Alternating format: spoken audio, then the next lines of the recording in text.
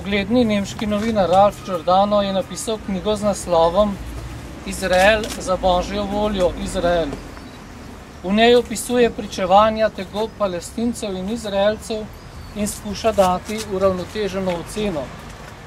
Med drugim mu Judje, ki so preživeli holokaust, pripovedujejo, kako so po drugi svetovni vojni prihajali v svojo novo ustanovljeno državo in pričakovali, kako jim bodo rojaki, posebno njihovi politiki, sprejeli kot heroje, ki so pretrpeli toliko za judovstvo, a žal so v svojih travmah ostali še dolgo časa sami, javno življenje se ni dotaknilo njihovih bolečin. Podobno ugotavljamo tudi pri Slovencih. Po 18 letih pristojne ustanove še vedno niso uradno, formalno zaključile revolucije, izrekle priznanja njenim žrtvam in obsodile nosilcev nasilnega režima. Zaradi tega ostaja naša zavest pohabljena, mnogi ne znajo ali ne upajo razlikovati rabljev in žrtev. Predstavniki države in tudi civilno-družbenih ustanov nočejo ali ne zmorejo izreči odrešilnih besed. A z zavzemanjem tako ali drugače zavezanih entuzijastov se zavest počasi, a vztrajno le krepi in razširja in razblinja semit revolucije, čeprav ga zaradi potreb oblasti in ohranjanja privilegijev še vedno napaja in ohranja NOB. Leta 1995 in 2005 opravljena simpozija in izšla zbornika in številna druga dokumentacijska, ilustracijska prizadevanja že opravljajo svoje poslanstvo. Le počasi se uveljavlja spoznanje, da so se Petriček, Teharje, Kočevski Rog in vse drugo začeli že leta 1942, tudi ko je tukaj pod streli omahnil Lambert Ehrlich. Saj celo verni različnih stopenj in časti ukvarjanje s tem označujejo kot beg v preteklost in nekateri zato celo dopuščajo besede, kot je preštevanje kosti. A ravno zaradi zvestobe krščanstvu, osebne poštenosti in predanosti Bogu so padali Ehrlich in številni drugi od leta 1942, pa tja v 50. leta po revoluciji. Pred leti sem ob stoletnici Ehrlichove smrti poslal uredniku krščanske revije za duhovnost in kulturo članek o Ehrlichu, pa mi ga je zavrnil z utemeljitvijo, da članek ni dialoško naravnan. Edvard Kocbek je ob novici o Ehrlichovi usmrtitvi v dnevnik 28. maja 1942 zapisal, da je slabo spal. Ugotavlja, da se je začel krvavi ples in nadaljuje. Tudi v meni še utripa sled romantične revolucionarnosti. Želim jo čim prej oplemenititi z jasnimi in neizprosnimi zakoni revolucionarne stvarnosti. Pred seboj vidim mrtvega Ehrlicha, ki sem nekoč tudi jaz z njim mnogo govoril.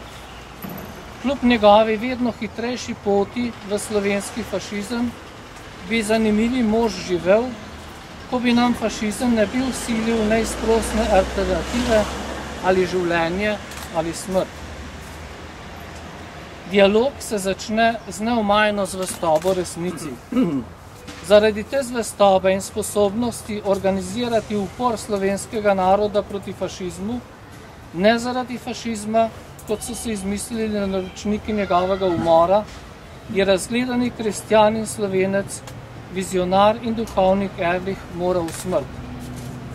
Videl je resnico narodovega življenja in prav ocenil pogubno vlogo komunizma za slovenski narod. Ni odveč ponavljati teh besed, saj mnogi še vedno ne uvidijo pošastne logike tega zla in zato ostaja mrak nad nami. Žal zato mnogi še danes težko spijo. Drugi živijo v varljivih utvarah o preteklosti in sedanjosti, posledično pa dileme življenja in smrti begajo in jemljajo življenjsko energijo za prihodnost. V dialoški kulturi razumemo zavezano življenju kot zavezo resnici in odprtost za krepitev življenjskih sil, ne pa za njihovo uničenje.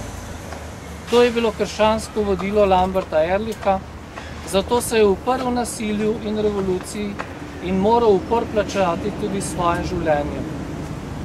Svojo krščansko zavezanost dialogu je posvetil Mariji na Višarjah kot središču srečevanja dialoga ver, narodov in kultur. Slovani, Germani in Romani naj bi v veri našli moč za sodelovanje in povezavo. Ideološki sistemi so njemu in vsem Evropejcem preprečili uresničenje teh idej, sprave, sodelovanja in dialoga.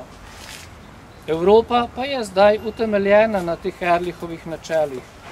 In zato leto medreligijskega in medkulturnega dialoga je danes naša skupna zaveza in dolžni smo spomin na tega velikega Slovenca in kristjana.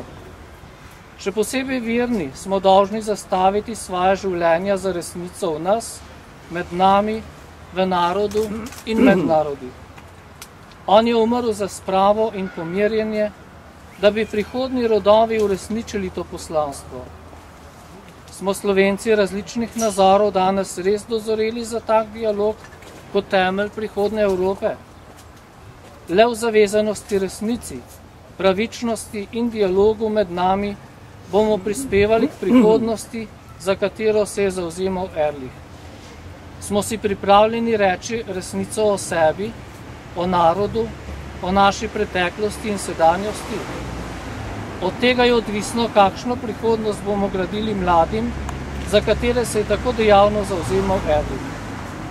Posebej kristjani smo zavezani temu Ehrlichovemu poslanstvu miru in sprave.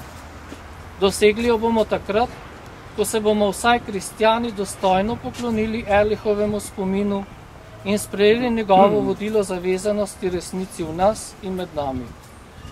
Brez tega tudi slovenski narod ne bo stopil na pot dialoga in sprave.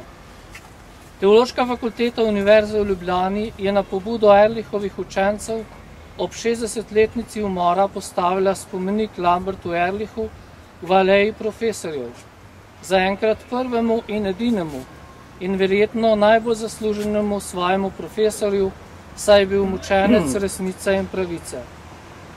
Na poti k resnici in spravi pa bomo napredovali takrat, ko mu bomo ne le kristjani, pač pa vsi Slovenci postavili spomenik v svojih srcih.